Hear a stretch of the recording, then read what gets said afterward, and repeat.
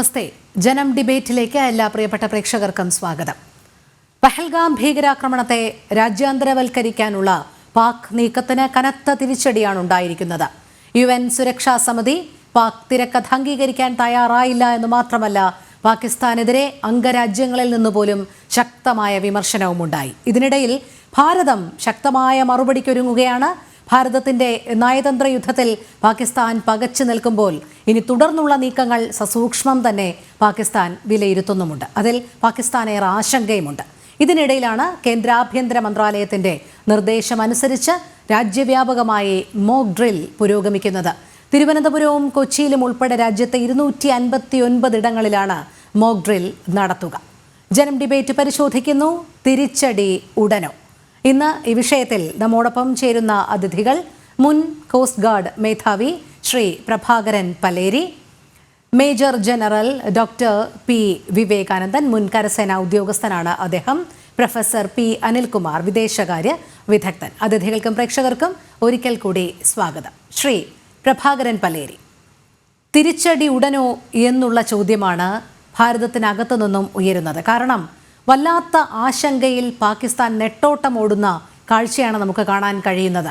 ഇരവാദം ഉയർത്താൻ UN ശ്രമിച്ചുവെങ്കിലും അവിടെയെല്ലാം പരാജയപ്പെടുകയും ഒറ്റപ്പെടുകയും ചെയ്യുന്ന കാഴ്ച കണ്ടതാണ്. ആണവ ഭീഷണി ഉയർത്തിയതിനെ ചോദ്യം ചെയ്തും വിമർശിച്ചും UN സെക്യൂരിറ്റി കൗൺസിലിലെ അംഗരാജ്യങ്ങൾ പോലും പാകിസ്ഥാനെ വിമർശിക്കുകയുണ്ടായി. അങ്ങനെ ഒരു ഒറ്റപ്പെടുന്ന സാഹചര്യത്തിലേക്ക് പാകിസ്ഥാൻ മാറുമ്പോൾ ഭാരതത്തിന്റെ തിരിച്ചടിയെ അവർ വല്ലാതെ ഭയക്കുന്നുണ്ടോ?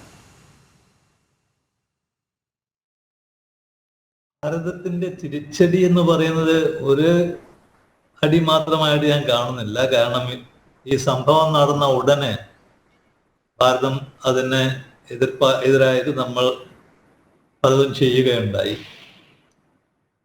ഒരു യുദ്ധം കൊണ്ട് മാത്രം ഒതുക്കാവുന്നതല്ല ഈ സംഗതി. ഇതിനേക്കാളും കാര്യമായിട്ടുള്ള പലതും നമുക്ക് ചെയ്യാനുണ്ട്. അപ്പോൾ ആ അവസ്ഥയിൽ ഏകദേശം 13 സംഗതികൾ ഇന്ത്യ ചെയ്തു കഴിഞ്ഞു. അത് തന്നെ നാട്ടുകാർക്ക് നമുക്കൊക്കെ അറിയാവുന്ന ഒരു സംഗതികളാണ്. ഇൻഡസ്ട്രി മുതൽ പലതും നമ്മൾ അറിയാതെയും പലതും ഗവൺമെന്റ് ചെയ്തുകൊണ്ടിരിക്കുന്നുണ്ട്. ഗവൺമെന്റ് എന്താണ് തീരുമാനിക്കുന്നത് അതിനനുസരിച്ച് ചെയ്യുന്നുണ്ടെന്നാണ് എൻ്റെ വിശ്വാസം.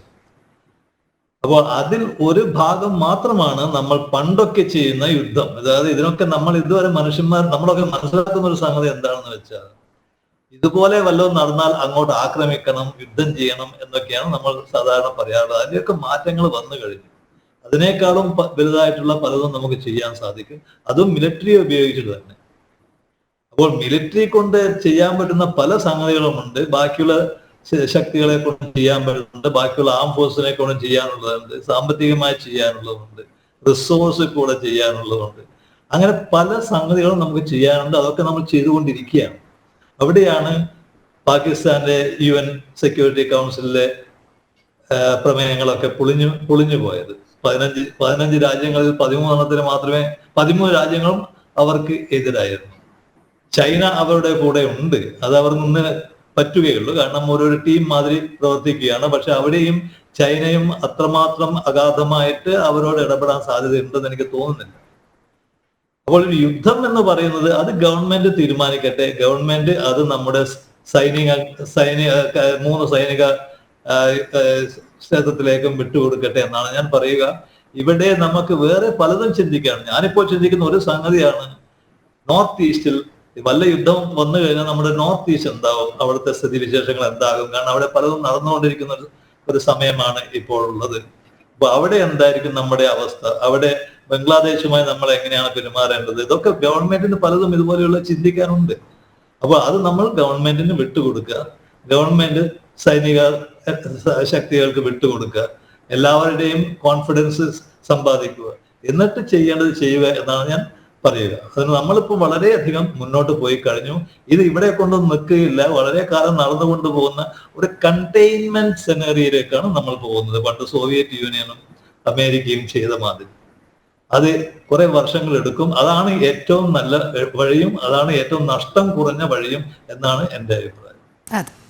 ശ്രീ പി വിവേകാനന്ദൻ, ഇവിടെ തിരിച്ചടി കൂടിയേ തീരൂ, മറുപടി കൂടിയേ തീരൂ എന്ന് പറയുമ്പോഴും ഏതു രീതിയിലുള്ള തിരിച്ചടിയാണ് എന്നുള്ളതാണ് ഉയരുന്ന ചോദ്യം. നമുക്കറിയാം, നയതന്ത്ര തലത്തിൽ കൃത്യമായ നിലപാടുകൾ ഇതിനോടകം തന്നെ ഭാരതം സ്വീകരിച്ചു കഴിഞ്ഞു. അതുമായി മുന്നോട്ട് പോവുകയാണ്. അതിനിടയിലാണ് ചില പരീക്ഷണങ്ങൾ കൂടി. നമുക്കറിയാം, സേനാ വിന്യാസമടക്കം സേനകൾക്ക് പൂർണ്ണാധികാരം നൽകിക്കൊണ്ടുള്ള പ്രഖ്യാപനം, ഇത്തരത്തിൽ സൈനിക ശക്തി കൂടി മുതൽക്കൂട്ടാകുന്ന തരത്തിലേക്കുള്ള പ്രഖ്യാപനങ്ങൾ കൂടി വരുന്നത്. അതുകൊണ്ടാണ് ഒരു സൈനിക നടപടിയിലേക്ക് കടക്കുമോ എന്നുള്ള ചോദ്യം ഉയരുന്നത്. ഇപ്പോൾ ഇന്നും നാളെയുമായി മോക്ക് ഡ്രില്ലുകൾ സംഘടിപ്പിച്ചിട്ടുണ്ട്. നാളെ തിരുവനന്തപുരവും കൊച്ചിയും ഉൾപ്പെടെ 259 സ്ഥലങ്ങളിലാണ് മോക്ക് ഡ്രില്ലുകൾക്ക് പ്രാധാന്യം നൽകിക്കൊണ്ട് മോക്ക് ഡ്രില്ലുകൾ സംഘടിപ്പിക്കണം എന്ന എല്ലാ സംസ്ഥാനങ്ങൾക്കും മുന്നറിയിപ്പുകൾ നൽകിയിരിക്കുന്നത്. ഇതൊക്കെ എന്തിലേക്കാണ് വിരൽ ചൂണ്ടുന്നത്? ഒരുപക്ഷെ 1971 ശേഷം രാജ്യം ഇത്തരത്തിൽ ഒരു യുദ്ധകാല അടിസ്ഥാനത്തിൽ മോക്ക് ഡ്രില്ലുകൾക്ക് സാഹചര്യം ഒരുക്കുന്നത് ഇത് രണ്ടാം തവണയാണ് എന്നും അറിയാൻ കഴിയുന്നുണ്ട്. അതുകൊണ്ട് നിലവിലെ സാഹചര്യം നമുക്ക് എങ്ങനെ വിലയിരുത്താൻ കഴിയും? ഭാരതത്തിന്റെ സംസ്കാരം ഇന്നും ഇന്നലെയും തുടങ്ങിയതല്ല. 10,000 കൊല്ലങ്ങളോളം അധികം സംസ്കാരമുള്ള ഒരു രാജ്യമാണ് ഭാരതത്തിന്റെ. നമുക്കറിയാം, സോഷ്യൽ മീഡിയയിലോ വിഷ്വൽ മീഡിയയിലോ പ്രിന്റ് മീഡിയയിലോ വരുന്ന പോലെ പെട്ടെന്നുള്ള വൈകാരികമായ ഏറ്റുമുട്ടലല്ല ഒരു മെച്യൂർഡ് രാജ്യമായ ഇന്ത്യ പോലുള്ള രാജ്യം ചെയ്യേണ്ടത്. നമുക്ക് ഇന്ന് വളരെ ശക്തമായ മനക്കരുത്തുള്ള ഒരു ഭരണാധികാരമുണ്ട്. എനിക്ക് ഓർമ്മ വരുന്നത് നമ്മളുടെ 300 BC സമയത്തുള്ള നമ്മളുടെ ചാണക്യ, ക്ഷത്രിയ, കൗടില്യ ശാസ്ത്രം, അർത്ഥശാസ്ത്രം എഴുതിയ അദ്ദേഹത്തിന്റെ ചില നിയമങ്ങളാണ്. സാമ വേദ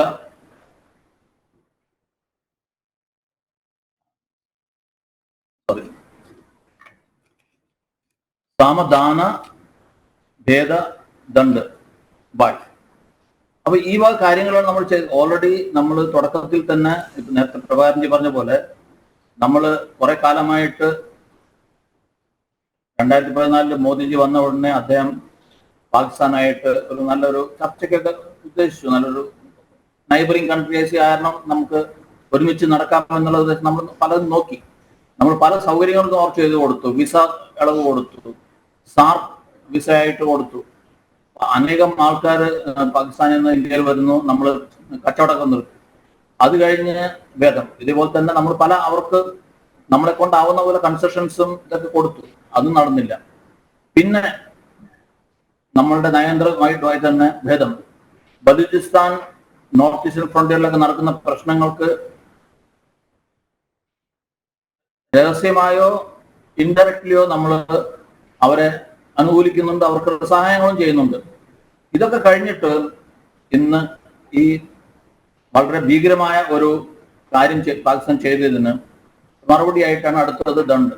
ദണ്ഡിന്റെ തന്നെ പല ലെവലുണ്ട്. നമ്മൾ ഈ പറഞ്ഞ പോലെ നേരത്തെ പട്ടാളത്തിന് ഇറക്കി യുദ്ധം ചെയ്യുന്നത് മാത്രമല്ല, നമുക്കറിയാം നമ്മളിപ്പോൾ 22-ാം തീയതി നടന്ന പരിപാടിക്ക് 23-ാം തീയതി CCCS കഴിഞ്ഞ ഉടനെ 5 കാര്യങ്ങൾ പറഞ്ഞാൽ ഏറ്റവും വലിയൊരു കാര്യമാണ് നമ്മളുടെ ഇൻഡസ്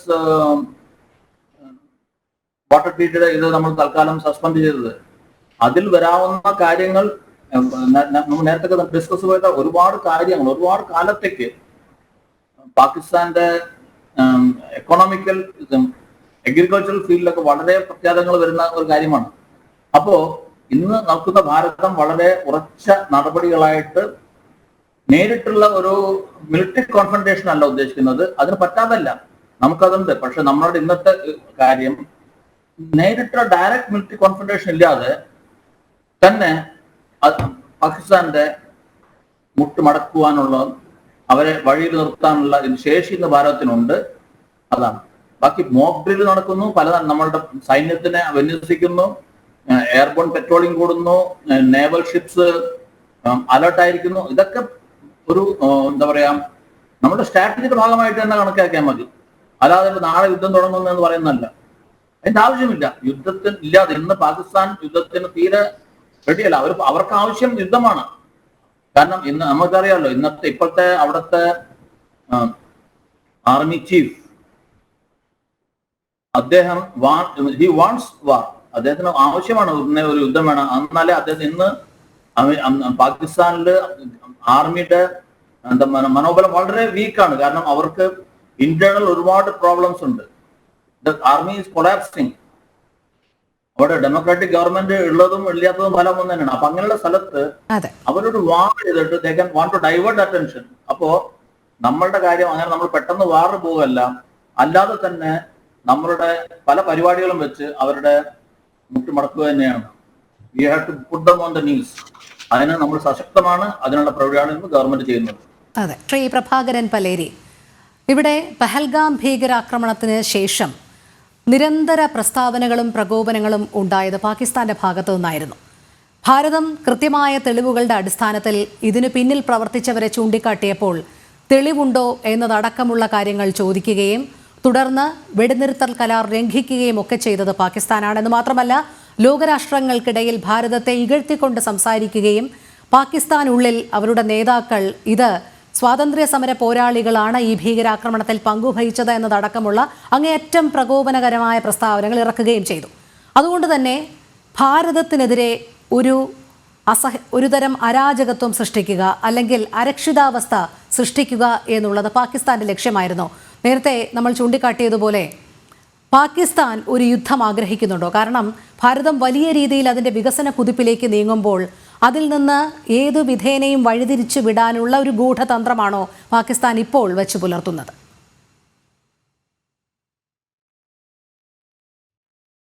പാകിസ്ഥാൻ എന്ന് പറയുന്ന രാഷ്ട്രം ഇന്ത്യയെ സംബന്ധിച്ച് നോക്കുകയാണെങ്കിൽ, ഇന്ത്യയുമായിട്ട് താരതമ്യപ്പെടുത്തി നോക്കുകയാണെങ്കിൽ വളരെ താഴേക്കിടയിലുള്ള ഒരു രാജ്യമാണ്. അത് അവരുടെ ഗവൺമെന്റുകളുടെ കുറ്റമാണ്. രാഷ്ട്രം എന്ന നിലയ്ക്ക് ഏത് രാഷ്ട്രത്തിനെയും ഞാൻ ഒരു എൻറ്റിറ്റി ആയിട്ടാണ് കാണുന്നത്. നമ്മളൊക്കെ എല്ലാ രാഷ്ട്രങ്ങളെയും നമ്മൾ ബഹുമാനിക്കണം. പക്ഷെ ഗവൺമെന്റിനെയാണ് നമ്മൾ എതിർക്കുകയോ ഇഷ്ടപ്പെടുകയോ ഇഷ്ടപ്പെടാതിരിക്കുകയോ ചെയ്യുന്നത്. ഒരു രാജ്യത്തിനെ നമ്മൾ ഒരിക്കലും കുറ്റം പറയാൻ പാടില്ല. അവിടെയുള്ള ഗവൺമെന്റ് ഇന്നത്തെ ഇതുവരെ അവർക്ക് സ്വാതന്ത്ര്യം കിട്ടിയതിനു ശേഷം ഇന്ന് വരെ, അവർ ഉണ്ടായതിനു ശേഷം ഇന്ന് വരെ അവിടെ നല്ലൊരു ഗവൺമെന്റ് ഉണ്ടായിട്ടില്ല. അങ്ങനത്തെയുള്ള സ്ഥിതിവിശേഷത്തിലാണ് പാകിസ്ഥാൻ ഉള്ളത്. ഇപ്പോൾ അവിടെ കാര്യം വളരെ മോശമാണ്, നമുക്ക് തന്നെ അറിയാം, എല്ലാവർക്കും അറിയാം, ലോകത്തിന് മുഴുവനും അറിയാം. പിന്നെ അതിലും ഉപരിയായിട്ട് ഞാൻ കാണുന്ന വേറൊരു സംഗതി, അവിടെ നേതാക്കന്മാരില്ല. അവിടെ 4-5 ശക്തികളാണ് പാകിസ്ഥാനെ ഭരിച്ചുകൊണ്ടിരിക്കുന്നതും ഭരിച്ചുകൊണ്ടിരുന്നതും. അപ്പോൾ ആരാണ് അവിടുത്തെ നേതാവ് എന്നുള്ളത് ആർക്കും പറയാൻ പറ്റില്ല. ഓരോരുത്തർക്കും അവരുടേതായിട്ടുള്ള അഭിപ്രായമുണ്ട്. അത് ഏതൊക്കെയാണ് ഈ പവർ സെന്റേഴ്സ് എന്ന് വെച്ചാൽ നേതാക്കന്മാരുടെ സെന്റേഴ്സ് ഏതൊക്കെയാണ് നമുക്ക് പറയാൻ പറ്റും. അതൊക്കെ നമ്മുടെ രാജ്യത്തിനും നമ്മുടെ ഗവൺമെന്റിനൊക്കെ വളരെ ഭംഗിയായിട്ട് അറിയാവുന്ന സംഗതിയാണ്. അതുകൊണ്ട് തന്നെയാണ് പാകിസ്ഥാനുമായിട്ടുള്ള ബന്ധം പണ്ട് തന്നെ വളരെ കാലമായി നമ്മൾ ഇപ്പോഴത്തെ അവസ്ഥയിൽ തന്നെയാണ് പോയിക്കൊണ്ടിരുന്നത്. ഇപ്പോൾ നമ്മൾ കുറെ തുറന്ന് കാണിച്ചു കൊടുക്കുന്നത് മാത്രം.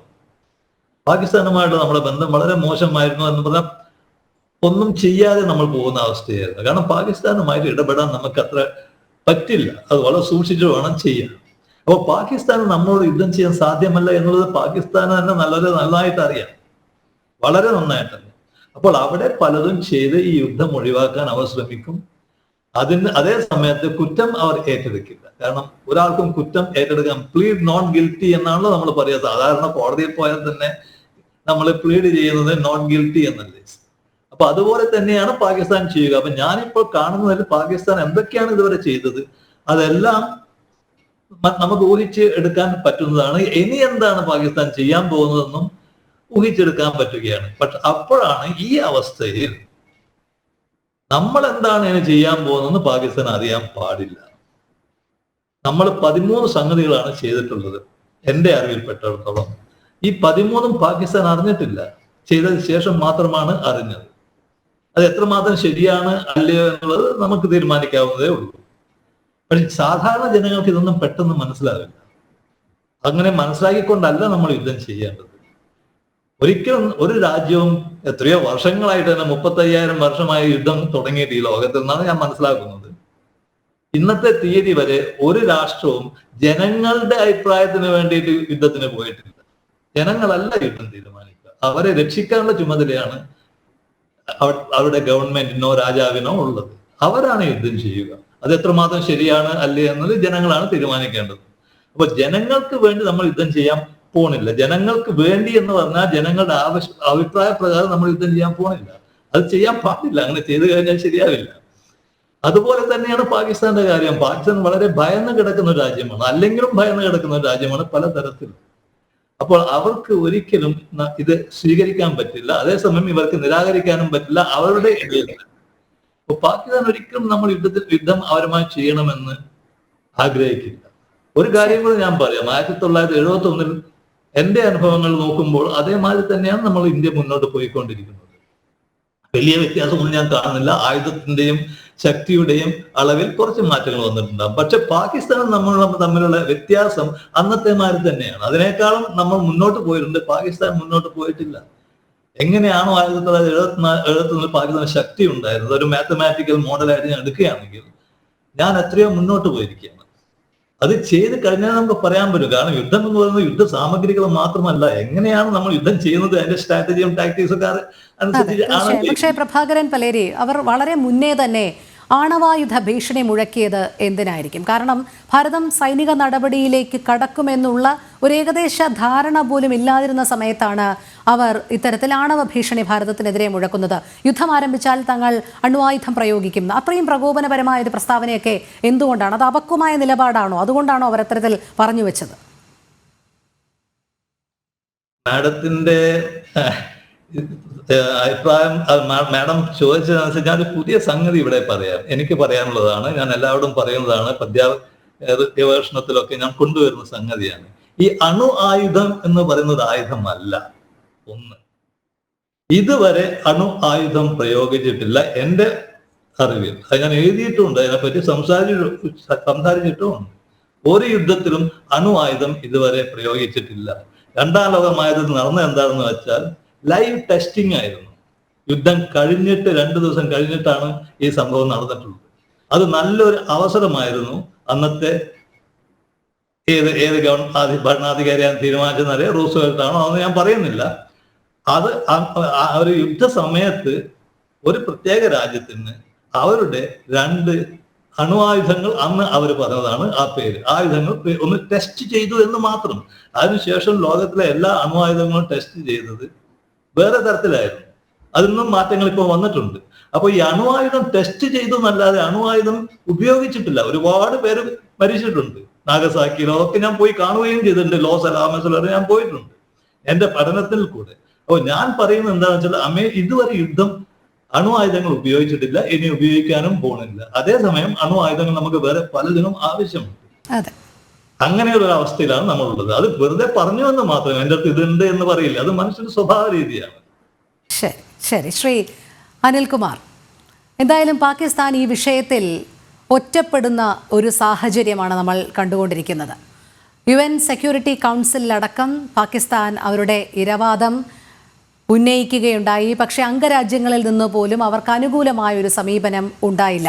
പാകിസ്ഥാന്റെ ഇത്തരത്തിലുള്ള നേരത്തെ നമ്മൾ പറഞ്ഞതുപോലെ ആണവായുധ ഭീഷണി അടക്കം വിമർശനങ്ങൾ മാത്രമേ അവർക്ക് നൽകിയുള്ളൂ അംഗരാജ്യങ്ങൾ. ഇത് അനാവശ്യമായ ഒരു പ്രകോപനത്തിലേക്കാണ് കാര്യങ്ങൾ പോയത്.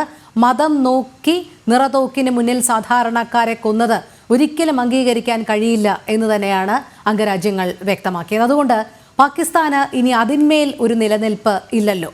ഇനി തുടർന്ന് അങ്ങോട്ട് അടുത്ത ഘട്ടം എന്ന് പറയുന്നത് ഭാരതം ഏതു രീതിയിലാണ് തിരിച്ചടിക്ക് മുതിരുക എന്നുള്ളത് അവർക്കും നിശ്ചയമില്ല, ഭാരതത്തിനകത്തും നിശ്ചയമില്ല. അത് അതീവ രഹസ്യ സ്വഭാവമുള്ളതാണ്. നമ്മളെല്ലാ മുന്നൊരുക്കങ്ങളും നടത്തുന്നുണ്ട്. പക്ഷേ പാകിസ്ഥാനെ സംബന്ധിച്ചിടത്തോളം നയതന്ത്ര തലത്തിലുള്ള തിരിച്ചടി അവർ ഏറ്റുവാങ്ങിക്കഴിഞ്ഞു. തുടർന്ന് ഇനി ഒരു സൈനിക നടപടി ഉണ്ടായാൽ പോലും ലോകരാഷ്ട്രങ്ങൾക്കിടയിൽ അവർ ഒറ്റപ്പെടുന്ന ഒരു സാഹചര്യം. അതുകൊണ്ട് തന്നെ ഇനി പാകിസ്ഥാന്റെ ഭാഗത്ത് നിന്ന് ഏതു രീതിയിലുള്ള ഒരു തുടർ നീക്കമായിരിക്കും ഉണ്ടാകുക ഈ വിഷയത്തിൽ? പാകിസ്ഥാനെ സംബന്ധിച്ചിടത്തോളം ഇന്ത്യയെ പരമാവധി പ്രകോപിപ്പിക്കുവാനുള്ള, അതായത് ഇന്ത്യയുടെ ഭാഗത്തുനിന്ന് ഇതുവരെ വീഴ്ചകളൊന്നും ഉണ്ടായിട്ടില്ല. അത് പരമാവധി എന്തെങ്കിലും തരത്തിലുള്ള വീഴ്ചകൾ വീണ് കിട്ടുക എന്നുള്ളതാണ് പാകിസ്ഥാനെ സംബന്ധിച്ചിടത്തോളം ഏറ്റവും പ്രധാനപ്പെട്ട ഒരു കാര്യം എന്ന് പറയുന്നത്. അതുകൊണ്ടാണ് അവർ ഈ ആണവായുധം പ്രയോഗിക്കും എന്ന് നാഴികയ്ക്ക് 40 വട്ടം ഇങ്ങനെ വിളിച്ചു പറയുന്നത്. നമുക്കറിയാം, കാർഗിൽ യുദ്ധ സമയത്ത് പോലും ഒരാഴ്ച 18 തവണയാണ് പാകിസ്ഥാൻ പ്രസിഡന്റ് പറഞ്ഞത്, ഞങ്ങൾ ഇന്ത്യ ലൈൻ ഓഫ് കൺട്രോൾ ഭേദിച്ചാൽ, അത് ആ അതിർത്തി നിയന്ത്രണ രേഖ ഭേദിച്ചാൽ ഞങ്ങൾ ആണവായുധം പ്രയോഗിക്കും എന്ന് പറഞ്ഞത്. 2 കാരണങ്ങളാണ് നിരീക്ഷകർ പറയുന്നത്. ഒന്ന്, പാകിസ്ഥാന് മുകളിൽ പരമ്പരാഗതമായി തന്നെ മേധാവിത്വം ഉള്ള ഒരു രാജ്യമാണ് ഇന്ത്യ. അപ്പൊ അതിനെ ഒരുപക്ഷെ തടഞ്ഞു നിർത്തണമെങ്കിൽ തങ്ങളുടെ കയ്യിൽ മറ്റൊരു ആയുധവും ഇല്ലെന്നിരിക്കെ പാകിസ്ഥാൻ ആണവായുധം ഉപയോഗിക്കുമെന്ന് പറഞ്ഞ് ഇന്ത്യ അതിൽ നിന്ന് പിന്തിരിപ്പിക്കാനുള്ള ഒരു ശ്രമമായിട്ടാണ് ഒരു വിഭാഗം വിലയിരുത്തുന്നത്. മറിച്ച് മറ്റൊരു വിഭാഗം എന്ന് പറയുന്നത് അവർക്ക് ഞങ്ങളിപ്പോൾ ആണവായുധം എടുത്ത് പ്രയോഗിക്കുമെന്ന് പറഞ്ഞ് ഇന്ത്യയെ ഏതെങ്കിലും തരത്തിൽ പിന്തിരിപ്പിക്കുക, അതുപോലെ തന്നെ അവിടെയുള്ള രാജ്യത്തിലെ പ്രധാനപ്പെട്ട നേതൃത്വത്തിന് ഒരു ശക്തി പകരുക. ഇത് രണ്ടുമാണ് പാകിസ്ഥാന്റെ ടാർഗറ്റ് എന്ന് പറയുന്നത്. എന്നാൽ ഇന്ത്യയെ സംബന്ധിച്ചിടത്തോളം ഒരു പ്രസ്താവന പോലും പാകിസ്ഥാൻ ആണവായുധം പ്രയോഗിച്ചാൽ എന്താ ഞങ്ങളുടെ കയ്യിലിരിക്കുന്നത് ദീപാവലിക്ക് പൊട്ടിക്കാനുള്ള പടക്കമാണോ എന്ന് ചോദിച്ചത് ഒഴിച്ചാൽ വേറെ ഒരു തരത്തിലുള്ള പ്രസ്താവനയും പ്രകോപനപരമായി ഇന്ത്യൻ നേതാക്കളുടെ ഭാഗത്തുനിന്ന് ഉണ്ടായിട്ടില്ല എന്ന് വ്യക്തമാണ്. മാത്രമല്ല പാകിസ്ഥാൻ പരമാവധി നമ്മളെ പ്രകോപിപ്പിക്കുവാനാണ്. നമുക്കറിയാം തുടർച്ചയായി ഇതിനുശേഷം അതിർത്തിയിൽ വെടിയുതിർക്കുകയാണ് അവർ. അപ്പൊ ഇന്ത്യ ഒരു ചുവട് മുന്നോട്ട് വെക്കുവാനാണ് പാകിസ്ഥാൻ ആഗ്രഹിക്കുന്നെങ്കിൽ നിലവിൽ പാകിസ്ഥാനെതിരെയുള്ള മുഴുവൻ തെളിവുകളും ശേഖരിച്ചുകൊണ്ട് സർവ്വസന്നാഹവും എടുത്ത് പാകിസ്ഥാൻ അടികൊടുക്കുക എന്നുള്ളതാണ് ഇന്ത്യയുടെ തീരുമാനം എന്ന് പറയുന്നത്. ഇതിനെ സംബന്ധിച്ച് നമ്മൾ വളരെ ആലോചിച്ചുറപ്പിച്ച ഒരു തീരുമാനത്തിലാണ് പോകുന്നത്. ഒരു വീഴ്ചയും പാടില്ല എന്നുള്ളതാണ് നമ്മുടെ ഇന്ത്യൻ നേതൃത്വത്തിന്റെ ഏറ്റവും പ്രധാനപ്പെട്ട ഒരു തീരുമാനം എന്ന് പറയുന്നത്. പ്രത്യേകിച്ച് അത് ഒരു സൈനികപരമായിട്ടുള്ള നീക്കമാണെങ്കിൽ മുഴുവൻ ആളുകളെയും സുരക്ഷിതരാക്കിക്കൊണ്ട് ഇനി ചൈനയുടെ കൂടെ പോലും ഒരു പരോക്ഷമായ പിന്തുണ പാകിസ്ഥാന് ലഭിച്ചാൽ അതിനെപ്പോലും മറികടന്നു പോകുന്നതിന് എങ്ങനെയൊക്കെ നമുക്ക് കഴിയും എന്നുള്ളതാണ്. അതിന് 3 തരത്തിലുള്ള ശ്രമങ്ങളാണ് ഇന്ത്യ നടത്തുന്നത്. ഒന്ന്, അന്തർദേശീയ രംഗത്ത് പാകിസ്ഥാനെ ഒറ്റപ്പെടുത്തുക എന്നുള്ളതാണ്. അതിൽ പ്രധാനമായും അന്തർദേശീയ രംഗത്ത് പ്രവർത്തിക്കുന്ന പ്രധാനപ്പെട്ട രാജ്യങ്ങളുടെ എല്ലാം പിന്തുണ ഉറപ്പുവരുത്തുക. 2, രാഷ്ട്രീയം പുലർത്തുന്ന പ്രധാനപ്പെട്ട മൾട്ടിലാറ്ററൽ ഓർഗനൈസേഷൻസ്, അന്തർദേശീയ സംഘടനകളിൽ നിന്ന് ഇന്ത്യക്ക് പരമാവധി ഒരു പിന്തുണ ഉറപ്പുവരുത്തുക. അതിന്റെ ഭാഗമായിട്ടാണ് അത് ഐക്യരാഷ്ട്ര സംഘടനയായാലും വേൾഡ് ബാങ്ക് ആയാലും മറ്റിതര സംഘടനകളിൽ നിന്നെല്ലാം പിന്തുണ ഉറപ്പുവരുത്തുക. 3, പാകിസ്ഥാനെതിരെ ഇന്ത്യ എടുക്കുന്ന ഏത് നീക്കത്തെയും പരിപൂർണമായി പിന്തുണയ്ക്കുന്ന ഒരു വിഭാഗത്തെ ഉണ്ടാക്കിയെടുക്കുക. ഇത് 3മാണ് ഇന്ത്യ ചെയ്തുകൊണ്ടിരിക്കുന്നത്. ഇതിൽ പൂർണ്ണമായും ഇന്ത്യ വിജയിച്ചുകൊണ്ടിരിക്കുകയാണ്. അതുകൊണ്ട് തന്നെ പാകിസ്ഥാൻ ഒരർത്ഥത്തിലും പിടിച്ചു നിൽക്കാൻ മറ്റൊരു വഴിയും കാണുന്നില്ല എന്നുള്ളതാണ് ഇത്തരുണത്തിൽ നമ്മൾ ഓർക്കേണ്ടത്. അന്തർദേശീയ സംഘടനകളിൽ നിന്നോ പ്രധാനപ്പെട്ട വൻ ശക്തികളിൽ നിന്നോ അതുപോലെ തന്നെ അന്തർദേശീയ രംഗത്ത് പ്രധാനമായിട്ടും ഇന്ത്യ എടുക്കുന്ന തീരുമാനങ്ങളിൽ നിന്നോ അവരെ പിന്നോട്ടാക്കുന്ന ഒരു തരത്തിലുള്ള നടപടിയും കൈക്കൊള്ളുവാൻ ഇപ്പോൾ പാകിസ്ഥാന് കഴിയുന്നില്ല എന്നുള്ളതാണ്. അതുകൊണ്ട് തന്നെ ഭീഷണിക്കപ്പുറം മറ്റൊന്നും ഉണ്ടാകുന്നില്ല എന്നുള്ളത് നമ്മൾ ആലോചിച്ചു നോക്കണം. പ്രത്യേകിച്ച് ഭീകരരെ പരമാവധി ജീവനോടെ പിടിക്കുക. അവർ ഉപയോഗിച്ചിരുന്ന സാറ്റലൈറ്റ് ഫോണുകൾ കണ്ടെത്തിയിരിക്കുന്നു. അവരുടെ സാറ്റലൈറ്റ് ഫോണുകൾ പ്രധാനമായിട്ടും ചൈനീസ് നിർമ്മിതമാണ് എന്നുള്ള വാർത്തകൾ, ഹുവാവേ കമ്പനിയുടെ ഫോണുകളാണ് അവർ ഉപയോഗിച്ചതായിട്ടുള്ള വാർത്തകൾ ഇപ്പോൾ സൈന്യം നിരീക്ഷിച്ചുകൊണ്ടിരിക്കുന്നത്, പുറത്തുവിട്ടുകൊണ്ടിരിക്കുന്നു. അപ്പൊ ഇക്കാര്യത്തിൽ ഒരു കാര്യം ഉറപ്പാണ്, നമ്മൾ നിരന്തരമായി പാകിസ്ഥാൻ നടത്തുന്ന ആക്രമണങ്ങൾക്കെതിരെ നമ്മൾ വളരെ ആലോചിച്ചുറപ്പിച്ച് തീരുമാനം എടുക്കുമ്പോൾ പാകിസ്ഥാൻ എങ്ങനെയെങ്കിലും ഇന്ത്യയെ ഒരു ഇമോഷണൽ ആക്കി കൊണ്ടുവന്ന് പെട്ടെന്ന് ഒന്ന് കുഴിയിലിറക്കാമെന്നാണ് പാകിസ്ഥാൻ ആലോചിക്കുന്നത്. എന്നാൽ അതൊന്നും വിലപ്പോവില്ല എന്നും തക്കതായ മറുപടി ആദ്യം നമ്മളത് പാകിസ്ഥാൻ ഉള്ളിൽ തന്നെ രാഷ്ട്രീയപരമായും സാമ്പത്തികപരമായിട്ടുമാണ് കൊടുത്തതെങ്കിൽ സൈനികപരമായുള്ള നീക്കത്തിന് നിങ്ങൾ കാതോർത്തിരിക്കുക, അത് ഇന്ത്യൻ സൈന്യം ചെയ്യുമെന്നാണ് ഓരോ ദിവസവും ഇന്ത്യയിൽ നിന്നുള്ള ഇന്ത്യയുടെ പ്രതികരണം അതാണ് സൂചിപ്പിക്കുന്നത്. ആദ്യം നമ്മൾ ജനങ്ങളെ ബോധവൽക്കരിക്കുന്നു, അതിനുശേഷം 3 സൈന്യങ്ങളോടും തയ്യാറാകുവാൻ പറയുന്നു. ഇപ്പോൾ സൈന്യത്തിന് പൂർണ്ണ പിന്തുണ പ്രഖ്യാപിച്ചിരിക്കുന്നു. നടക്കുന്ന ഏത് മുന്നേറ്റത്തെയും അതിനു വേണ്ടുന്ന രാഷ്ട്രീയപരമായ അനുവാദം നൽകിയിരിക്കുന്നു. മറ്റൊന്ന്, ഇപ്പോൾ ജനങ്ങളെ മോക്ക് ഡ്രില്ലിലൂടെയും വിദ്യാർത്ഥികളെയും ചെറുപ്പക്കാരെയും ബോധവൽക്കരിക്കുന്ന ഒരു പ്രക്രിയയിലൂടെ ആണ് നമ്മൾ കടന്നുപോയിക്കൊണ്ടിരിക്കുന്നത്. ഒപ്പം തീവ്രവാദികൾക്കെതിരായ പൂർണ്ണമായ തെളിവുകൾ ശേഖരിച്ചുകൊണ്ട് അന്തർദേശീയ രംഗത്തെ പരിപൂർണമായ പിന്തുണ ഉറപ്പുവരുത്തുവാനും കൂടിയാണ് ഇന്ത്യ ശ്രമിക്കുന്നത്. അല്ലാതെ പെട്ടെന്ന് ഒരു കാരണവുമില്ലാതെ ഇന്ത്യ പാകിസ്ഥാനെ ആക്രമിക്കുന്നു, ഇത് തങ്ങളല്ല ഇതിന്റെ പിന്നിൽ നിന്ന് പാകിസ്ഥാൻ പറഞ്ഞു ഒഴിയുന്നതിനെതിരെ പാകിസ്ഥാനെതിരെ ചിട്ടയായ പ്രവർത്തനത്തിലൂടെ ശക്തമായ അടി കൊടുക്കുവാൻ തന്നെയാണ് ഇന്ത്യ തീരുമാനിച്ചിരിക്കുന്നത്. അതുകൊണ്ട് പാകിസ്ഥാൻ ഒരു തരത്തിലുള്ള ഒരു സ്വാധീനത്തിലും വഴങ്ങാതെ ഇന്ത്യ തീർച്ചയായും ആലോചിച്ചുറപ്പിച്ച ഒരു തീരുമാനത്തിലൂടെ മുന്നോട്ട് പോകുന്നു എന്ന് തന്നെയാണ് നമുക്ക് ഈ പ്രവർത്തികളിലൂടെ എല്ലാം അനുമാനിക്കേണ്ടത്. അതെ, സാമാന്യ ജനങ്ങളെ ബോധവൽക്കരിക്കുക എന്നുള്ള ഉദ്ദേശത്തോടുകൂടി മോക്ക് ഡ്രില്ലുകൾ സംഘടിപ്പിക്കുകയാണ് ഇന്നും നാളെയുമായി. ഇന്ന് ചില സംസ്ഥാനങ്ങളിലും നാളെ 259 ഇടങ്ങളിലും മോക്ക് ഡ്രില്ലുകൾ സംഘടിപ്പിക്കുന്നുണ്ട്. എന്ന് മാത്രമല്ല, തിരുവനന്തപുരം, കൊച്ചിയുമാണ് ഇപ്പോൾ നിലവിൽ പ്ലാൻ ചെയ്തിരിക്കുന്നതെങ്കിൽ പോലും എല്ലാ ജില്ലകളിലും ഈ മോക്ക് ഡ്രില്ലിൻ്റെ ആവശ്യകതയുണ്ടെന്നും അതനുസരിച്ച് തുടർ നിർദ്ദേശങ്ങൾ നൽകാം എന്നുമാണ് കേന്ദ്ര ആഭ്യന്തര മന്ത്രാലയം നൽകിയിരിക്കുന്ന നിലവിലെ സൂചനകൾ.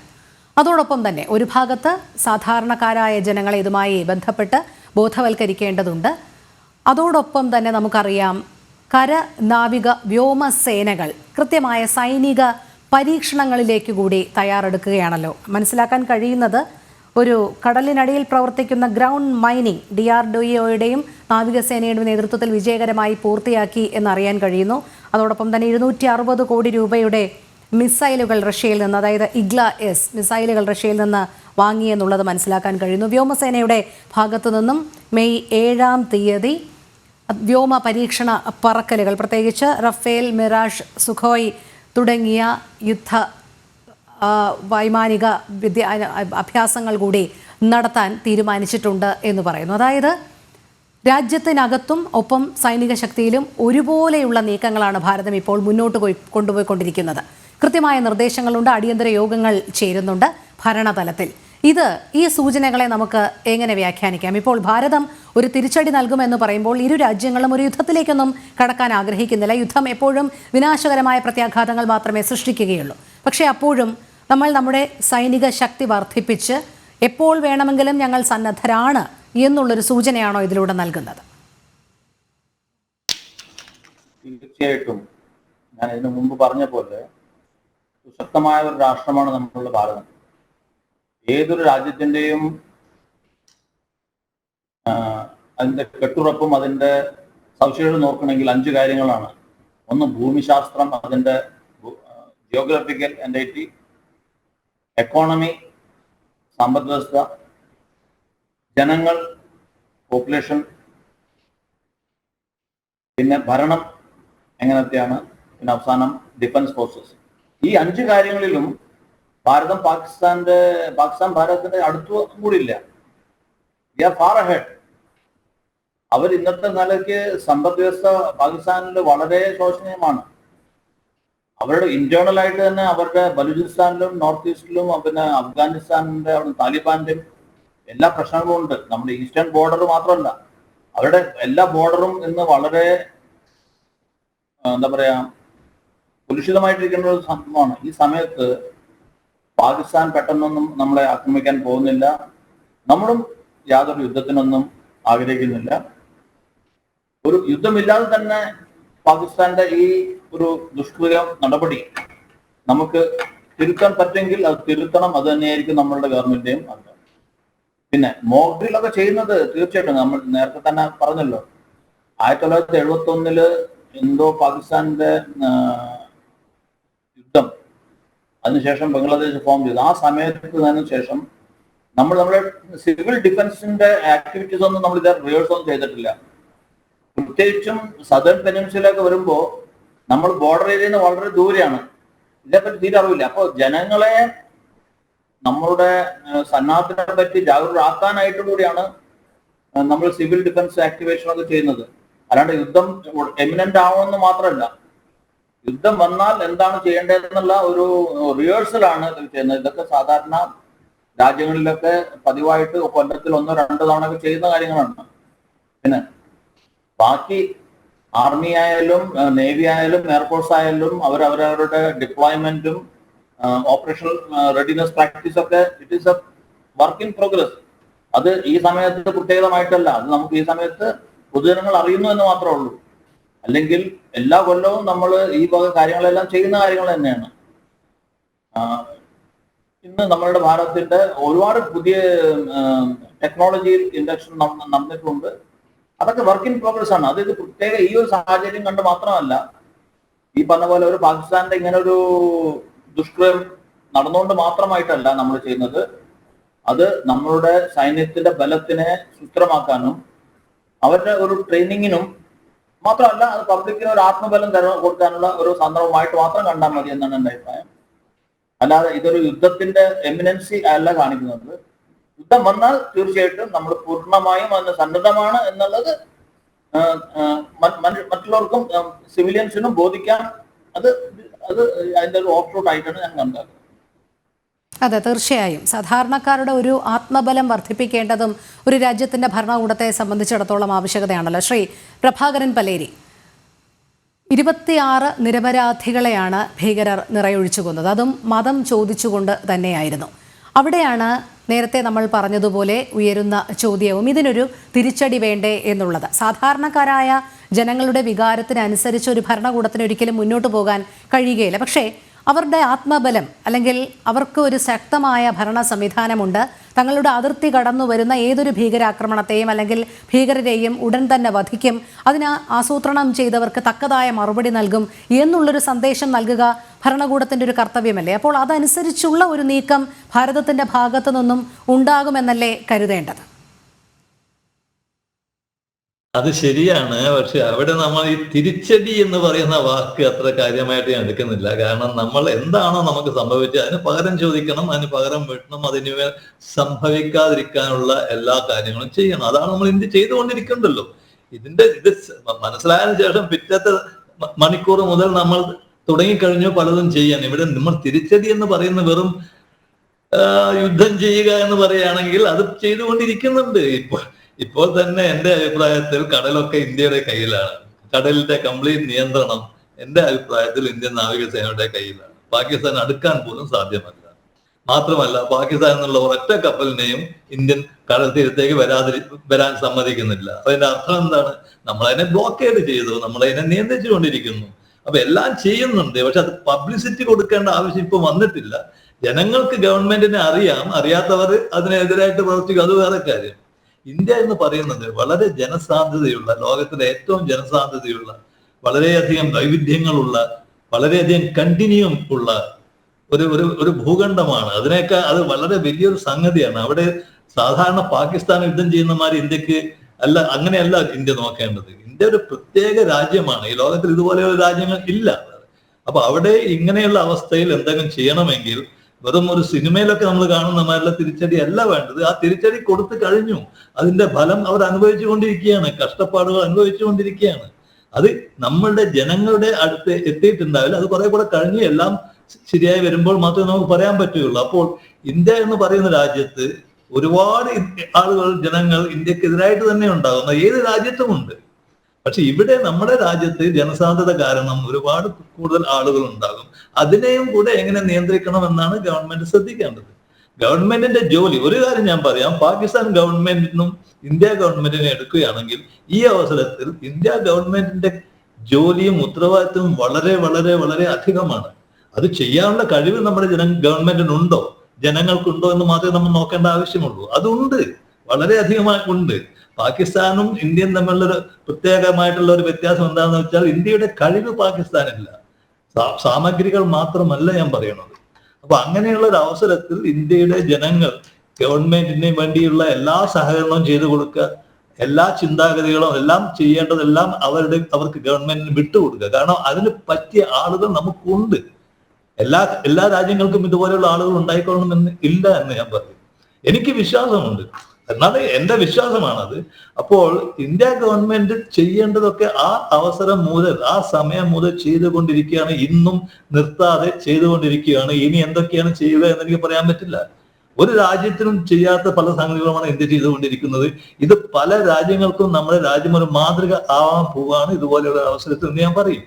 നമുക്ക് വേണ്ട ഒരേ ഒരു സംഗതിയാണ്, ഇതുപോലെയുള്ള സംഭവം ഇനി നടക്കും, എന്നാലും നടക്കാം. കാരണം അത്രയും വലിയ ഒരു രാജ്യമാണ്. ഇവിടെ പഹൽഗാമിലേക്ക് വന്നിട്ടുള്ള ആളുകൾ മുഴുവനും വന്നത് എന്റെ അഭിപ്രായത്തിൽ അവർ ആക്സിഡന്റലായിട്ട് വന്നതല്ല. അവരെ ആരൊക്കെയോ തെളിച്ചു കൊണ്ടുവന്നതാണ്, ചതിയിൽ കൂടെ വീഴ്ത്തിയതാണ് അവിടെ കൊണ്ടുപോയത്. അത് 2 സ്ഥലങ്ങൾ വേറെ ഉണ്ടായിരുന്നു, അത് മാറ്റി വെച്ചിട്ടാണ് ഇവർ ഇങ്ങോട്ട് വന്നിരിക്കുന്നത്. അപ്പൊ ആരൊക്കെയോ അവരെ കൂട്ടി ഇങ്ങോട്ട് വന്നു, നല്ല സ്ഥലം കാണിച്ചതാന്നൊക്കെ പറഞ്ഞു. അവിടെ എത്തിയതിനു ശേഷം ഇതുപോലെ ആക്രമിച്ചു പല തരത്തിൽ. അത്രയും സൗകര്യം അവർക്ക് ഉണ്ടായിട്ടുണ്ടെങ്കിൽ അവിടെ നിന്നാണ് ഞാനിത് ഊഹിക്കുന്നത്. ഇതൊക്കെ പ്രൈമാ ഫേസി നമ്മൾ എടുക്കേണ്ട തെളിവുകളാണ്. അങ്ങനെയുള്ള തെളിവുകളൊക്കെ എടുത്തതാണോ നമ്മളൊക്കെ ഒരു സോർട്ടി റിപ്പോർട്ടും അതൊക്കെ ഉണ്ടാക്കി കൊടുക്കുന്നത്? യുദ്ധം ചെയ്യാൻ എങ്ങനെയാ ചെയ്യണമെന്ന് ഗവൺമെന്റിന് പറഞ്ഞു കൊടുക്കുന്നത് അങ്ങനെ തന്നെയാണല്ലോ.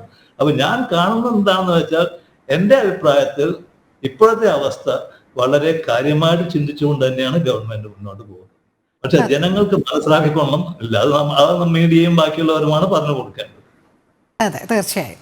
ശ്രീ അനിൽകുമാർ, റഷ്യ യുക്രൈൻ യുദ്ധവേളയിൽ ഭാരതം മധ്യസ്ഥത വഹിക്കാമെന്ന് പറഞ്ഞപ്പോൾ ഭാരതത്തിന്റെ ഭാഗത്തു നിന്നുണ്ടായ നിലപാട് പ്രധാനമന്ത്രി നരേന്ദ്രമോദി അന്ന് വ്യക്തമാക്കിയത് ഈ കാലഘട്ടം യുദ്ധത്തിൻ്റെതല്ല എന്നുള്ളതാണ്. ഭാരതം ഒരിക്കലും യുദ്ധം ആഗ്രഹിക്കുന്നില്ല എന്നുള്ള ഒരു നിലപാട്. പക്ഷേ ഭീകരവാദത്തെ ഒരു തരത്തിലും പ്രോത്സാഹിപ്പിക്കില്ല എന്നുള്ളതും ഭാരതം വ്യക്തമാക്കിയിട്ടുണ്ട്. ഇതിന്റെ അടിസ്ഥാനത്തിൽ ഇപ്പോൾ നമ്മൾ ഈ പഹൽഗാം ഭീകരാക്രമണത്തിന്റെ പശ്ചാത്തലത്തിലുള്ള ഭാരതത്തിന്റെ തുടർ നീക്കങ്ങൾ വിലയിരുത്തുമ്പോൾ അത് ഏതെങ്കിലും രീതിയിലുള്ള നമ്മുടെ ലോകരാഷ്ട്രങ്ങൾക്കിടയിലുള്ള മതിപ്പിൽ ഏതെങ്കിലും രീതിയിലുള്ള കുറവ് വരുത്താനുള്ള സാഹചര്യം നിഴലിക്കുന്നുണ്ടോ? കാരണം ഇതൊരു യുദ്ധത്തിലേക്ക് കൊണ്ടുപോകരുത് എന്നുള്ളത് ഐക്യരാഷ്ട്രസഭ വ്യക്തമാക്കുന്നു, മറ്റ് ലോകരാഷ്ട്രങ്ങൾ വ്യക്തമാക്കുന്നു. പക്ഷെ നമ്മൾ നമ്മളുടെ നിലപാടിൽ ഉറച്ചു നിൽക്കുകയാണ്. നിലവിൽ ഇപ്പോൾ റഷ്യയും ജപ്പാനും ഒക്കെ ഭാരതത്തിനോട് ഐക്യദാർഢ്യം പ്രകടിപ്പിക്കുന്നുണ്ടെങ്കിൽ പോലും ഭാരതത്തിൻ്റെ ഈ നിലപാടിനെ അന്താരാഷ്ട്ര തലത്തിൽ ഏതെങ്കിലും രീതിയിൽ ഇകഴ്ത്താനുള്ള ഒരു മാർഗമായി ഭാവിയിൽ ഇത് കരുതി വയ്ക്കുമോ പാകിസ്ഥാൻ? അതൊക്കെ അങ്ങനെ ആരെങ്കിലും എഴുത്താനായിട്ട് ശ്രമിച്ചാൽ അതുകൊണ്ട് ഇകഴ്ത്തി പോകുന്നതല്ല ഇന്ത്യക്ക് ഉള്ള ലോകരാഷ്ട്രങ്ങളുടെ ഇടയിലുള്ള ഒരു ഇമേജ്, ഒരു പ്രതിച്ഛായ എന്ന് നമ്മൾ തിരിച്ചറിയണം.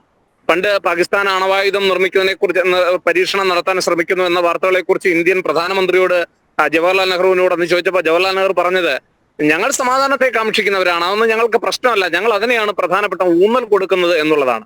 ഇന്ത്യ പ്രധാനമായും എക്കാലവും ആഗ്രഹിക്കുന്നത് സമാധാനം തന്നെയാണ്. അത് ജവഹർലാൽ നെഹ്റു ആയാലും ഗാന്ധി ആയാലും തുടർന്ന് ഇങ്ങോട്ടുള്ള എല്ലാവരും അങ്ങനെ തന്നെയായിരുന്നു. ഒരു സമയത്ത് പാകിസ്ഥാനെ നമ്മൾ ഈ ഭരിക്കുന്ന BJP സർക്കാർ ഇരിക്കുന്ന സമയത്ത് തന്നെ കേന്ദ്രത്തിൽ അവര് പൂർണ്ണമായും അല്ലെങ്കിൽ അവരുടെ മന്ത്രിമാരുള്ള സമയത്തൊക്കെ തന്നെ പ്രധാന ജനതാ പാർട്ടിയുടെ പ്രതിനിധിയായി മന്ത്രിയായിരുന്ന സമയത്തൊക്കെ നമുക്കറിയാം, അന്നൊക്കെ അവർ പാകിസ്ഥാനുമായി ഏറ്റവും മികച്ച ഒരു ബന്ധം ഉണ്ടാക്കിയെടുക്കുവാനാണ് പരിശ്രമിച്ചിട്ടുള്ളത്. നമുക്കറിയാം, ഒരു സമയത്ത് ലാഹോർ ബസ് യാത്ര നടത്തിക്കൊണ്ട് നമ്മൾ പാകിസ്ഥാനുമായി മെച്ചപ്പെട്ട ഒരു ബന്ധം വാർത്തെടുക്കുവാൻ ശ്രമിച്ചപ്പോൾ യഥാർത്ഥത്തിൽ എന്താണ് സംഭവിച്ചതെന്ന് നമ്മൾ മനസ്സിലാക്കണം. അന്നവർ പ്രതികരിച്ചത് അതിർത്തിയിൽ നുഴഞ്ഞു കയറിക്കൊണ്ടാണ്, കാർഗിലിൽ യുദ്ധം സൃഷ്ടിച്ചുകൊണ്ടാണ് എന്നുള്ള കാര്യം നമ്മൾ മറന്നു പോകരുത്. അതുകൊണ്ട് തന്നെ നമ്മൾ പല പ്രാവശ്യമായി പാകിസ്ഥാനോട് ആവശ്യപ്പെട്ടതാണ്, ഞങ്ങൾക്ക് പലതും ചെയ്യാൻ കഴിയും, പക്ഷെ ഞങ്ങൾ അതൊന്നും ചെയ്യാത്തത് അവിടുത്തെ ജനതയെ ആഗ്രഹിച്ചുകൊണ്ടാണ്. പാകിസ്ഥാൻ എന്ന് പറയുന്ന അയൽ രാജ്യം, ഇന്ത്യ എപ്പോഴും അയൽ സുഹൃത്തുക്കൾ നന്നായി ഇരിക്കണം എന്നാഗ്രഹിക്കുന്ന ഒരു രാജ്യമാണ്. അത് ഏത് രാജ്യത്തോടായാലും ഇന്ത്യയുടെ സമീപനം എടുത്ത് നോക്കിയാൽ മനസ്സിലാവും. ഒരിക്കലും ഒരു ബിഗ് ബ്രദർ ആറ്റിറ്റ്യൂഡ് അല്ലെങ്കിൽ ഒരു ബിഗ് ബ്രദർ ആണ് ഞങ്ങൾ എന്നുള്ള ഒരു സമീപനം ഇന്ത്യ വെച്ച് പുലർത്തിയിട്ടില്ല. പക്ഷേ അത് അങ്ങനെയാണെന്ന് വരുത്തി തീർക്കുവാൻ ചൈന ഉൾപ്പെടെയുള്ള രാജ്യങ്ങൾ പരമാവധി പരിശ്രമിക്കാറുണ്ട് എന്നുള്ളതാണ് യാഥാർത്ഥ്യം. എന്തായാലും ഒരു കാര്യം ഉറപ്പാണ്, ഇന്ത്യയെ സംബന്ധിച്ചിടത്തോളം ഇങ്ങനെ ഏതെങ്കിലും ഒരു നടപടി എടുത്താൽ, പ്രത്യേകിച്ച് നമ്മൾ എന്താ ചെയ്തത്, ആദ്യം തന്നെ പലതരത്തിലുള്ള വാണിംഗ് പാകിസ്ഥാന് കൊടുത്തു കഴിഞ്ഞു.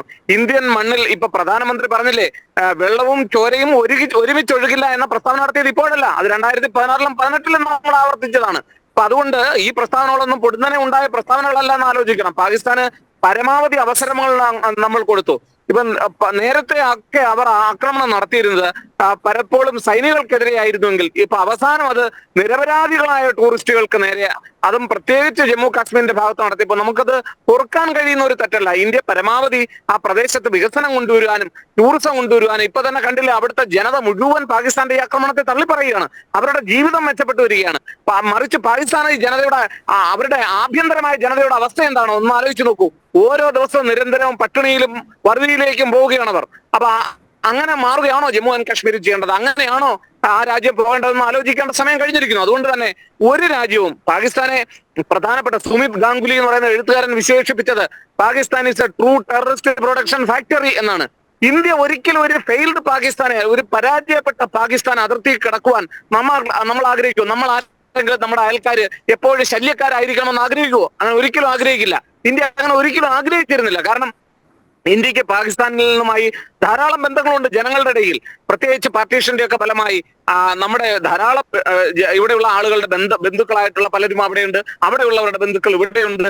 അതുകൊണ്ട് തന്നെ തൊട്ടടുത്ത് കിടക്കുന്ന അയൽ രാജ്യവുമായി എക്കാലവും ഒരു നല്ല സൗഹൃദവും നല്ല സമീപനവും ആഗ്രഹിച്ച രാജ്യമാണ് പാകിസ്ഥാൻ. എന്നാൽ ദൗർഭാഗ്യം എന്ന് പറയട്ടെ, പാകിസ്ഥാൻ ഒരിക്കൽ പോലും അത്തരത്തിലുള്ള പോസിറ്റീവായ ഒരു പ്രതികരണം നടത്തുന്നില്ല എന്ന് മാത്രമല്ല, എല്ലായ്പ്പോഴും ഇന്ത്യക്ക് ശത്രുത ഉണ്ടായേക്കാവുന്ന അല്ലെങ്കിൽ ഇന്ത്യയോട് ശത്രുത പുലർത്തിയേക്കാവുന്ന രാജ്യങ്ങളുമായി കൂട്ടുപിടിക്കുകയും അവരിൽ നിന്ന് സഹായം സ്വീകരിക്കുകയും ആ സഹായം ഒക്കെ സ്വീകരിക്കുന്ന അവരുടെ ഉയർച്ചയ്ക്കായിരുന്നെങ്കിൽ ഒരുപക്ഷെ നമ്മളും ആഗ്രഹിച്ചേനെ.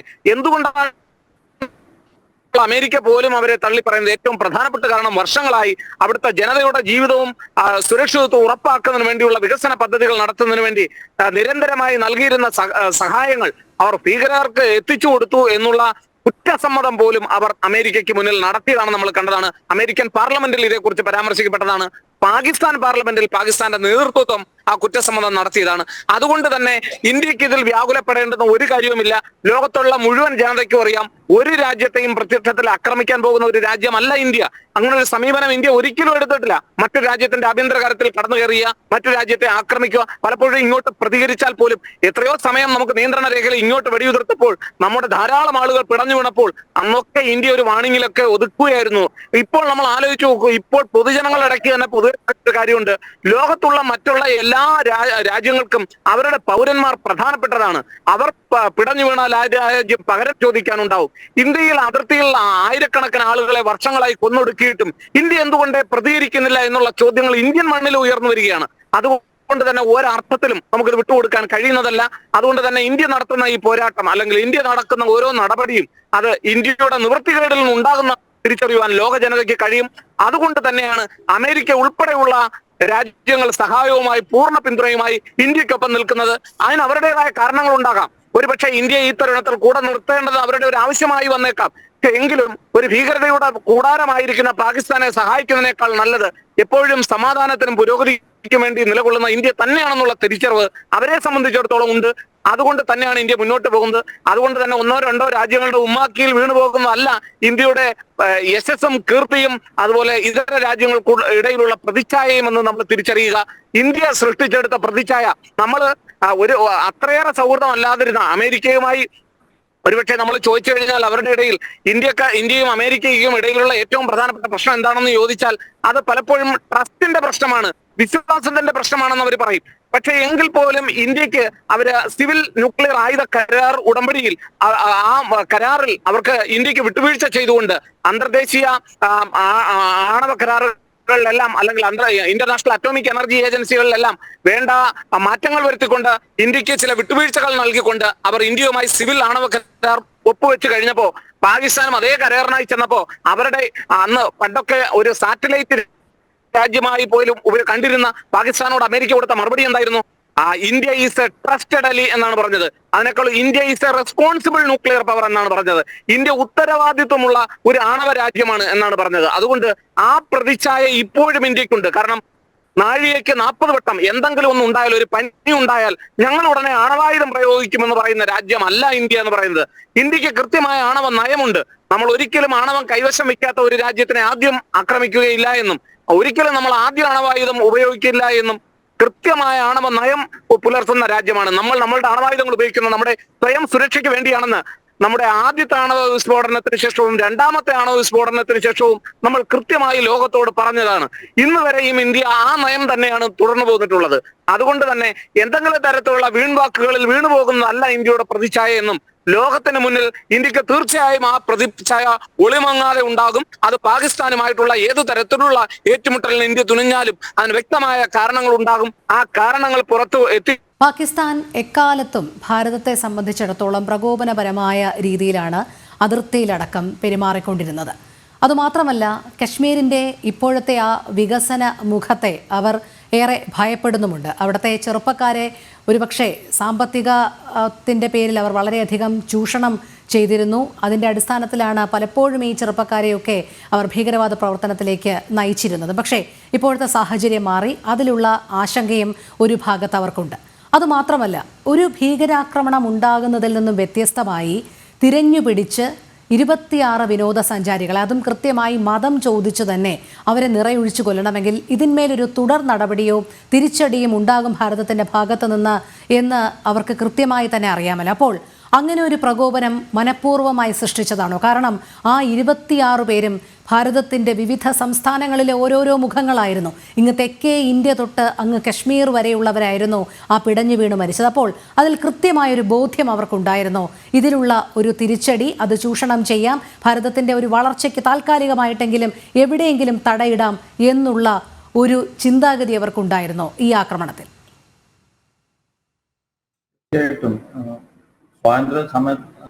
സ്വാതന്ത്ര്യം കിട്ടിയ ഉടനെ തന്നെ ഇന്ത്യയും പാകിസ്ഥാനുള്ള ഇടപാട് പല യുദ്ധങ്ങളൊക്കെ കഴിഞ്ഞ് നമുക്കറിയാം. പക്ഷെ കൂടുതൽ 1980 ശേഷമാണ് മിലിറ്റൻസി അല്ലെങ്കിൽ ടെററിസം എന്ന ഒരു കാര്യം കാശ്മീരിൽ ഒരുപാട് കൂടിയത്. അന്നൊക്കെ നമ്മളോട് ഡിപ്ലോയിഡ് കാണുമ്പോൾ ഏറ്റവും പീക്കായത് ആ 80s 90s ആ സമയത്ത് തന്നെയാണ് കാശ്മീരിൽ നിന്ന്, ജമ്മു ആൻഡ് കാശ്മീരിൽ നിന്ന് അവിടുത്തെ ഹിന്ദുസ് മറ്റുള്ള സ്ഥലങ്ങളിലേക്ക് പലായനം ചെയ്തതും. അതിനുശേഷം ടെററിസം ഇസ് കണ്ടിന്യൂയിങ്, അത് തുടർന്നുകൊണ്ടിരിക്കുകയാണ്. അത് അവരുടെ ഒരു 71 വാറിന് ശേഷം അവരുടെ ഒരു അജണ്ടയും കൂടിയായിരുന്നു, to bleed India by 1000 cuts എന്നുള്ളത്. അത് അവർ നടത്തി വരുന്നു. നമ്മളും അതിന് ശക്തമായിട്ട് പ്രതിരോധിക്കുന്നുണ്ട്. കഴിഞ്ഞ ഒരു 2010-14 വരെയൊക്കെ ഇതേപോലുള്ള പല ആക്രമണങ്ങളും നമുക്കറിയാം. മാത്രമല്ല സൈന്യത്തിനും CRPF-നും ഒക്കെ എതിരെ ലോക്കൽസും ഒരുപാട് പ്രശ്നങ്ങൾ സൃഷ്ടിച്ചിരുന്നു, കല്ലേറും ഇതൊക്കെ ആയിട്ട്. അത് നമ്മളുടെ ഭരണകൂടത്തിന്റെയും നമ്മളുടെ സുരക്ഷായുടെയും ചില എന്താ പറയാ പോളിസി ഡിഫറൻസ് കൊണ്ടാണ്. അങ്ങനെ ഒരു കർശനമായ ഒരു ഇതുണ്ടായിരുന്നില്ല. നമ്മളെപ്പോഴും കടിഞ്ഞാണിട്ട് കൈക്ക് പിന്നി കെട്ടിയിട്ടുള്ള പ്രവർത്തനമായിരുന്നു മിക്കവാറും ഡിഫൻസ് ഫോഴ്സസ് ചെയ്തിരുന്നത്. അതിനാൽ തന്നെയാണ് നമുക്ക് അത് അങ്ങനെ ചെയ്യാം. പക്ഷേ കഴിഞ്ഞ 10 കൊല്ലമായിട്ട് നമ്മളുടെ ഭരണകൂടം നമുക്ക് സുശക്തമായിട്ടുള്ള ഒരു ഡയറക്ഷൻസ് കൊടുത്തിട്ടുണ്ട്. നമ്മൾ അങ്ങനെ പാകിസ്ഥാനും അവരുടെ ടെററിസ്റ്റും അവരുടെ അങ്ങനെയുള്ള കാര്യങ്ങൾ നമുക്ക് ചെറുക്കാനുള്ള പൂർണ്ണമായ സ്വാതന്ത്ര്യം ഒരു നമുക്ക് കിട്ടിയിട്ടുണ്ട്. അതിന്റെ പേരിൽ തന്നെ കഴിഞ്ഞ 10 കൊല്ലമായിട്ട് നമുക്കറിയാം മിലിറ്റൻസി ഒരുപാട് കുറഞ്ഞു ജമ്മു കാശ്മീരിൽ. മാത്രമല്ല ആർട്ടിക്കിൾ 370 എടുത്തതിന് ശേഷം കാശ്മീരിൽ പുരോഗതി ഒരുപാട് നടന്നിട്ടുണ്ട്. ഒന്ന്, അവിടുത്തെ ജനങ്ങൾക്ക് മനസ്സിലായി ഇന്ത്യയുടെ മെയിൻ സ്ട്രീമിൽ ആയതിന്റെ ശേഷം അവർക്ക് എന്തെല്ലാം മെച്ചമാണ്. റോഡുകളുടെ പുനർനിർമ്മാണം, സ്കൂളുകളും കോളേജുകളും യൂണിവേഴ്സിറ്റികളും മെഡിക്കൽ കോളേജുകളും എഞ്ചിനീയറിംഗ് കോളേജുകളൊക്കെ വരിക. പിന്നെ ടൂറിസം, അവരുടെ മേജർ ഇൻഡസ്ട്രി ടൂറിസമാണ്. ഇന്ന് ഈ അടുത്ത് വരെ ഏകദേശം ഇക്കൊല്ലം 2.4 crores ടൂറിസ്റ്റാണ് അവിടെ കാശ്മീരിൽ പോയിരുന്നത്. അത് തന്നെ അവരുടെ ഓവറോൾ GDP-ക്ക് ഒരുപാട് ഉന്നമനം ഉണ്ടായിട്ടുണ്ട്. അങ്ങനെയുള്ള സമയത്ത് ചെറുപ്പക്കാരും കാശ്മീരികളും കുറച്ചൊക്കെ മെയിൻ സ്ട്രീമിൽ വരുന്നു എന്ന് കണ്ടതിന് ശേഷം അതുകൊണ്ട് തന്നെയാണ് പാകിസ്ഥാൻ ഇങ്ങനെ ഒരു ടാക്ടിക്സ് ചെയ്തതാണെന്ന് എനിക്ക് തോന്നുന്നത്. കാരണം ഇതേവരെ അവർ കൂടുതൽ ടാർഗറ്റ് ചെയ്യുന്നത് യൂണിഫോംഡ് പേഴ്സൺസിനായിരുന്നു, ഗവൺമെന്റ് ഉദ്യോഗസ്ഥന്മാരായിരുന്നു, പോലീസിനെ ആയിരുന്നു. പക്ഷെ ഇത്തവണ അവര് ടാർഗറ്റ് ചെയ്തത് സിവിലിയൻസ്, ടൂറിസ്റ്റിനെയാണ്. അതും ജാതി നോക്കിയിട്ട് ഹിന്ദു പോപ്പുലേഷൻ ഹിന്ദുക്കൾ ആരാണെന്നാൽ അവരെ മാറ്റി നിർത്തിയിട്ട് മുസ്ലിംസ് അല്ലാത്ത അവരെ മാറ്റി അവരെയാണ് അവർ കൊന്നത്. അതൊരു ഇപ്പൊ പ്രകോപനം തന്നെയാണ്. കാരണം അവരുടെ ഉദ്ദേശം ഈ ജെ.എൻ.കെയിൽ വരുന്ന പുരോഗതി തടഞ്ഞ് ഒരു ഹിന്ദു മുസ്ലിം ഡിസ്പ്യൂട്ട് ഉണ്ടാക്കി ഒരു പ്രശ്നം ഉണ്ടാക്കാനാണ് അവർ ശ്രമിക്കുന്നത്. അതെ, തീർച്ചയായും അത്തരത്തിൽ തന്നെയാണ്. സമയക്കുറവുള്ളതുകൊണ്ട് മാത്രമാണ് ഞാൻ ഇടപെടുന്നത്. എന്തായാലും പാകിസ്ഥാന്റെ ഒരു തിരക്കഥയ്ക്കും ഇനി നിലനിൽപ്പില്ല എന്നുള്ളത് വ്യക്തമായതാണ്. UN സുരക്ഷാ സമിതിയിലടക്കം ഭാരതം ശക്തമായ മറുപടിക്ക് ഒരുങ്ങുമ്പോൾ അത് ഏതു തരത്തിലായിരിക്കും എന്നുള്ളത് ഇനി കാലം തെളിയിക്കും. ജനം ഡിബേറ്റ് പൂർണ്ണമാകുന്നു. പങ്കെടുത്ത എല്ലാ അതിഥികൾക്കും നന്ദി. ഒപ്പം പ്രേക്ഷകർക്കും നമസ്തേ.